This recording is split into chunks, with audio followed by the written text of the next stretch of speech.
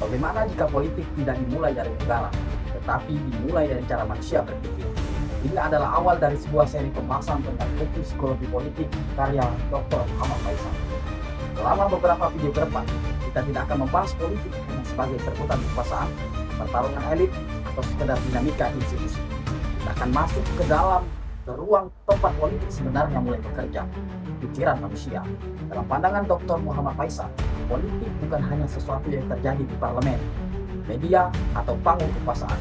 Politik bekerja di dalam cara manusia memahami realitas. Karena manusia, menurut beliau, bukan makhluk yang sepenuhnya rasional.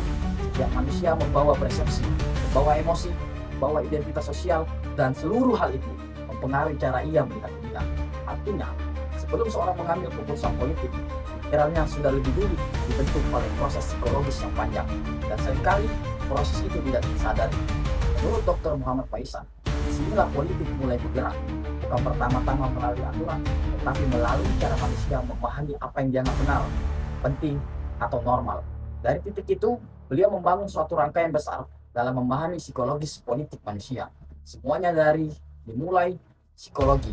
Psikologi membentuk persepsi, persepsi mempengaruhi emosi, emosi menggerakkan massa. Massa dibentuk oleh narasi, narasi memperkuat kekuasaan, dan seluruh proses itu akhirnya menentukan kesadaran manusia. Dalam kerangka ini, politik bukan hanya soal siapa yang memimpin, tapi tentang bagaimana cara manusia dibentuk untuk menerima, mempercayai, atau bahkan membela sesuatu. Dan mungkin pertanyaan paling penting dalam politik bukan lagi siapa yang sedang berkuasa, tetapi bagaimana cara manusia sampai percaya pada kekuasaan. Karena untuk memahami politik lebih dalam, kita harus mulai dari fondasi paling dasar, manusia itu sendiri.